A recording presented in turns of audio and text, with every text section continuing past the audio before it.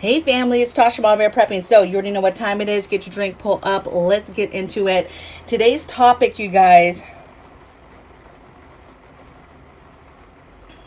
Just needed to finish that off. Today's topic, we're going to talk about something that some folks have already kind of figured out, discussed, planned, made these emergency plans, practice them, especially if you're seasoned. But I think that there's going to be quite a few people that get something out of this, especially if you're new to this, especially if you have children, especially if you worry, about, SHTF and dealing with that and dealing with kids and just the whole, it's a lot of anxiety, it's a lot of stress. And so I just want to walk you through my thought process of what me and my family do to prepare kids for, something major happens and getting them home. Specifically, what is the plan to get kids home, right? Because that's a scary thought that something major happens. You and hubby are at work somewhere. God knows how far away from the home and from your children. Maybe children are at schools under the supervision of other people and other people's decisions, right?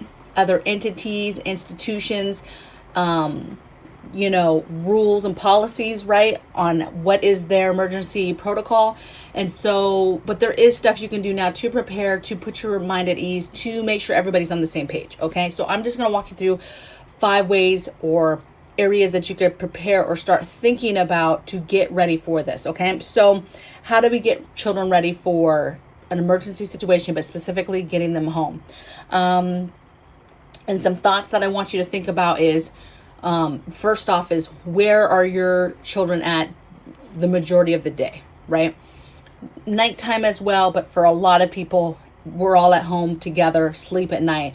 So specifically for most families, I won't even say most, I shouldn't even throw out any kind of information like that, you guys. Just, there's a lot of families that the daytime is what you have to worry about. The daytime is when folks go to work, parents go to work, kids go to a daycare, maybe they go to a school.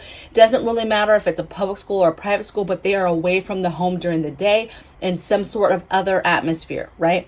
And you are either at home or at work. And so there's a dynamic there that is different for every family, right? I feel very blessed now because when we originally years ago talked about these things and really started talking to our youngest about this stuff, it was different, right? And there was more anxiety knowing that at the time he was in public school, at the time both of us were working full time in the military, quite a distance away, at least 30 minutes away. And so it's daunting to think about what you would do. Okay, so think about right now, you have to start this plan by where are the children at most of the time.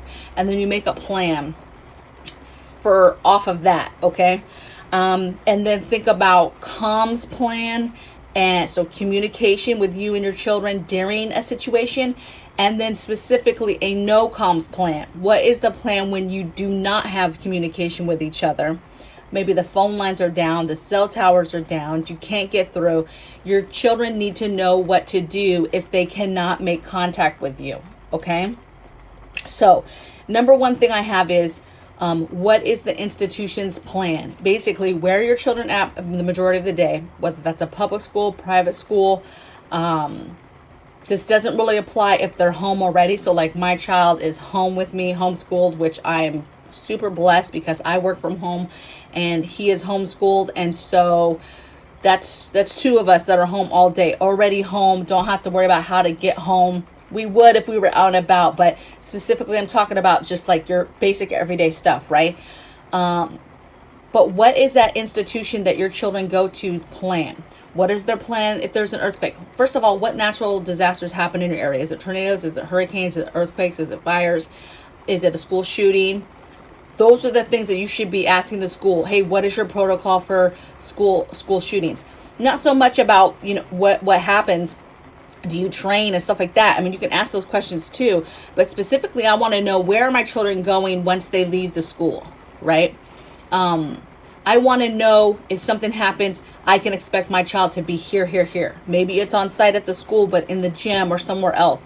Maybe it's a civic center or a church, or there's another place that they have deemed that they would take children in certain emergency situations. You need to find out what those emergency situations are and what is your specific school or daycare or whoever's plan, okay? If your children are in the care of a family member or a private daycare, right? They're not really a daycare, but it's just a person that's taking care of just your child or children, right? They're the only kids that they have in their charge. You need to have a plan of what, let's just say it's grandma or it's an auntie or it's a cousin. Let's just say it's a family member or somebody pretty familiar that your child is their only child they have in their care. What is their plan? And really in that situation, you're telling them what they need to do, right? Whether that's bring the child somewhere, whether that's stay put, whatever it is. But you need to first find out what the game plan is when certain things happen. So you're not wasting your time driving all over trying to find your child, when if you would have just asked, you would have known exactly where your child was going to be taken. Okay.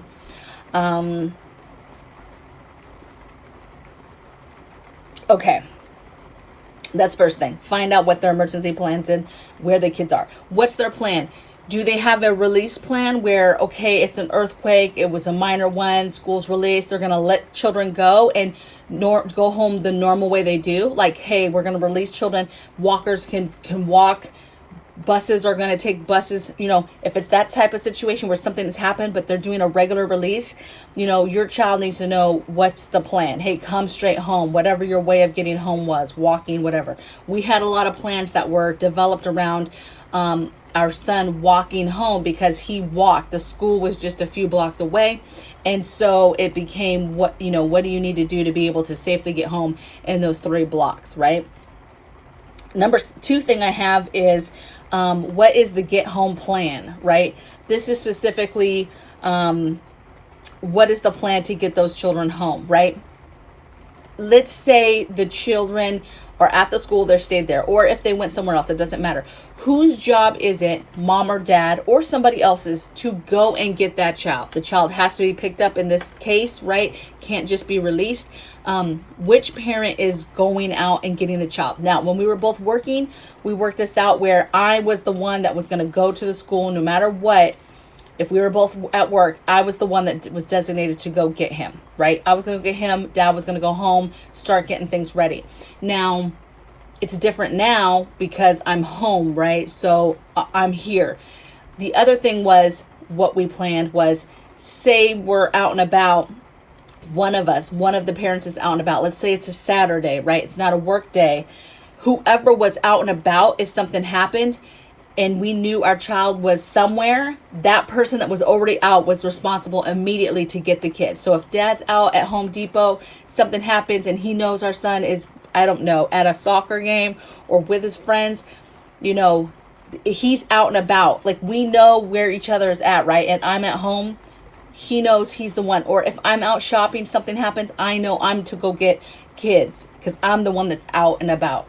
And whoever is at home would stay home. So figuring that out is different. It's hard for me to just give you a black and white plan of what to do because it depends on where's your family members at. Is there multiple kids to be picked up? If there's multiple locations, maybe parents, you divide and conquer, right? You go and get these 2. You go get the little ones from daycare. You go get the ones from school.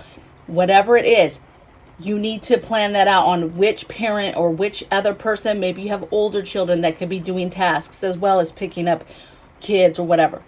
Right? The dynamic is different, okay? As far as what your plan looks like. I'm just kind of spitballing to throw you guys ideas so that you're thinking about planning this out, okay? Routes home. How are they getting home? Let's say it's a release and it's, kids need to make sure that they're getting home. Maybe it's something so bad. I mean, so bad, and kids get loose out of the school and they just are like freaked out and the teachers don't have control of them. And then all of a sudden you have kids that scatter to the wind, meaning they leave the school and they're like, I'm getting out of here. This is crazy. I don't know, right? Getting attacked by aliens, something crazy, right? And they just know they need to get home. Okay, if something major happens like that, and now you have a child that maybe is somewhere and it's far, and now they're walking, let's say, from that school. For example, here, if my son was still in school, the school is several miles away through the country, right? And so let's say they scatter, and all these kids are trying to walk home. You know, needs to know realistically, how long does that take to walk from the school to the house, if that was the case. Obviously, he's homeschooled. That's not the case anymore. But if it was, how long would it take? Does he know which country roads to turn down to be able to get home, right? In case he had to walk home. There was no bus drivers, just something major has happened. I know people don't want to talk about this stuff because they're like, nothing's going to happen that's so crazy. Like, you're talking about some movies where like the kids are just stranded, or they're on their own and they're trying to get home. Like, this is some Hollywood movie. And let's hope that it is a movie. How about that? Okay. But if you do not prepare your kids that if something major happens, and it could be all types of things.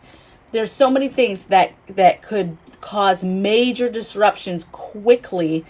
And if your child doesn't even know the basics of how to just get home from where they're at, that could be a problem. Okay, that could literally mean they can't get home, then get caught up in dangerous hands with dangerous people.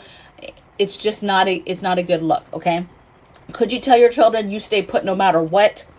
You wait by this tree by the school. You hang out on this little side, this little wall area of the school. You just hang out right there, and you do not go nowhere. Maybe you guys peep the layout of the school, and you guys come up with a designation place that if they scatter the winds, they're not under the control of the school anymore. And there's a location that's close to the school that you tell them that you guys have determined is as safest as possible, and they are to wait no matter what. The problem with that is, where are mom and dad? How far are you away? Maybe you commute and you're an hour away. A CME just hit, an EMP just hit, the cars don't work. Now mom and dad are walking home, hours and hours to walk home. Is the plan really to just have your kids standing outside the school waiting in some designation? Or is it to empower them, like, hey, you wait this amount of time, if I'm not there, you skedaddle and you start walking, and this is the way I want you to walk. This is the route I want you to walk, okay? And practice those routes, okay? Maybe you guys, for fun, one weekend, you go to the school, you drop off a car, and you just walk. Or maybe you bike at first just to kind of get used to it and see how far it is. And then maybe one day you walk, and you just make it a fun thing, like, hey, this is our little mini marathon or whatever. And you just walk home, and you just see.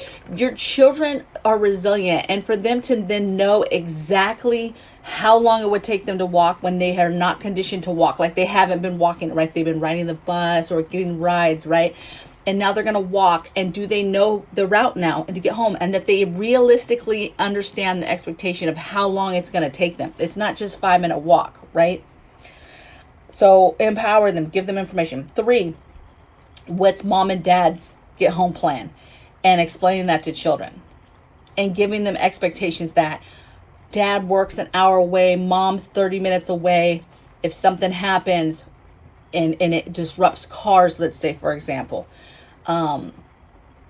it's going to take us a very long time to walk home, hours upon hours upon hours. And that your children need to know that, so that if they're walking, they get home, they get in the house, there's an expectation that they know, and that they're not scared that, man, mom, it's dark, mom and dad are not home yet, right?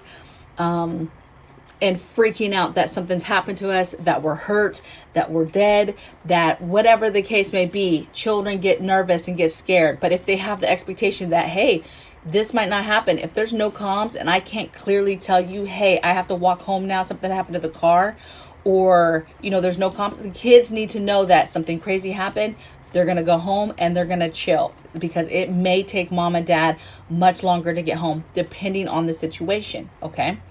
Also might take mom and dad, maybe it's not the car situation, the cars are fine, but it takes mom and dad longer to get home because they're picking up other children. So the children that maybe get home earlier or first, or older children, right? They know that, hey, mom and dad might not be home right away because they're picking up other children from daycares or schools or whatever, okay? So the expectation's there. Making sure that there's a plan, right? That if they did go home, they have a way to get in the house. That they have a backup way to get in the house. So yeah, maybe they have a house key, but maybe in the midst of running or doing something, they lose that. Where is the backup key? And don't be hiding under no rock or pot, you guys. Some silly stuff. Really look at your property. Find a really good spot in on your whole property. Find a spot and hide an extra key so that children can get into the house. Okay. 4, expectations of action, right? What are they to do when they get home? They're waiting for us. Maybe we're not there. What's the expectations? They got to know, hey, where's maybe the power's out? Where's the lighting? Lanterns, flashlights, where are the extra batteries, extra blankets if there's no heat and it's cold, right? Where are the extra blankets that they can pull out and put on their bed? Our house is kind of staged with stuff, so there's stuff everywhere. But if your house is not staged like that, what drawers have this stuff? Have the batteries, have the flashlights? Do they know how to load a battery and a flashlight? Okay, basic stuff, right? Extra blankets, food. What is the quick food? Here's where the emergency MREs are at. You grab you one of those, and this is how you eat dinner, right? There's no cooking, there's no nothing, there's no power, and you tell them to just hunker down in their room, right? Put their lanterns on, keep their blinds and everything closed, or in mom and dad's room, wherever they feel the most, where your children feel the most comfortable in the house. That's the room you tell them to go to. They have a lantern. Tell them, don't have a lot of lanterns. Don't have the curtains open where people can see all your light. You're going to eat some MREs and you're going to chill. Read a book. Okay, play a board game with yourself or with your brothers, sisters, if there's other family members that have made it home, and just relax, okay? Chill out is what I want you to make sure that they know what to do. They know to get there, lock all the doors behind them, shut the curtains, like they know to do that. Lock any extra gates. Maybe you have extra locks on different things, and the protocol is when it goes and you're first one home, you lock those extra locks on the gates and stuff that aren't normally locked all the time, right? There's basic everyday locks, but now you need to go out there and do those other deadbolts or other locks, right? Give them a purpose and an action plan of what they do when they get home. That way they're not just sitting there in fear and they're cold and it's dark and they don't know what to do. And they need to know what to do and not to do so they're not doing unsafe things. Like, hey, it's cold. We have a wood stove. I've seen mom and dad light this off all the time, or they showed me how to do it. I'm just going to light it off, right? No, you're waiting for us to get home before you do some stuff like that, okay? So that's the type of stuff that I'm talking about, okay? And number 5, discuss it with the family. This is not something for just you and your significant other to talk about and discuss. Hey, okay, you'd go get this kid, I'd go get this kid. What do we do if this? What do we do if that? And then you guys know what's going on, but the kids do not know what's going on. And if the kids don't know what's going on, guess who's not doing or executing the plan or even knows what to do and are just scared because they have no clue of what they're even remotely supposed to do, right? Even if it's something happens that you guys didn't talk about, right? They're like, we never talked about aliens, there's aliens everywhere. How am I supposed to walk home with aliens? Like, you see what I'm saying? If you've never talked to them about anything, then they literally have no clue. See, that they can take a basic plan like, okay, I'm supposed to get home. I'm supposed to take this route safely. I'm supposed to be watching my surroundings for bad people. And I'm not supposed to talk to nobody. I'm supposed to skedaddle, get home, right? And you add something crazy like aliens. I'm just giving you guys an example, right?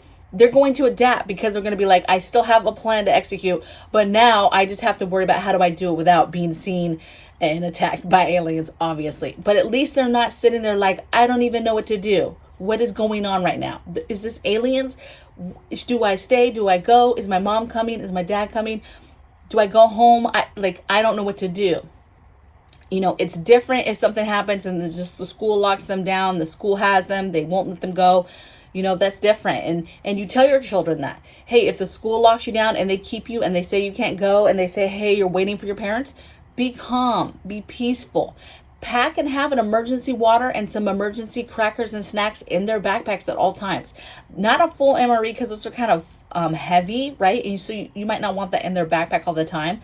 But having a little quick snack and a water that is in a baggie that is to never be touched except an emergency that's in their backpack. And you just tell them, look, if the school won't let you go and they're like, hey, you're waiting for your mom, you just chill out. You eat your snacks, play some games on your phone, if the phones are down, phone lines are done, you can't have comms, just know I'm coming. I am coming, okay? Might take longer, but you just chill out, okay? And you help other, and then the action plan is you help them by saying, you help other children by calming down, okay? You let the other children know it's going to be okay. Your mom and dad are coming. This is fine. Everything is going to be okay. We're just relaxing right now. We're just waiting. It's not nothing to be scared of. And you give them the action plan of helping other kids be relaxed and be calm. Those kids I'm talking about that have no clue what's going on and do not know what to even do or begin to do. Okay. So I know this was kind of, everybody and their mother is talking about either Russia, Ukraine, gas prices, food inflation, food shortages, famine coming, all these things. And I believe in all that stuff is coming. Every bit of it is coming. But what I do know is it gets really, really daunting talking about the same stuff over and over. And I know that every time I do, there's new people that are seeing the information and are getting more information from me, new information they've never received before. And so I understand that and I get that. But it is daunting talking about the same stuff over and over and trying to tell you to do the same stuff over and over. And I know for some of you that have been watching me for a while, you're like, and some of you are nice and like, oh no, it's not a broken record. I can listen to you every day, but it's the same stuff. It's just the same stuff over and over. And so today I wanted to bring some reality to it, because what we do know is at any point, one day, hopefully not soon, but probably soon, there's going to be some major events that happen that have us squirreling about and it's going to be a hot mess.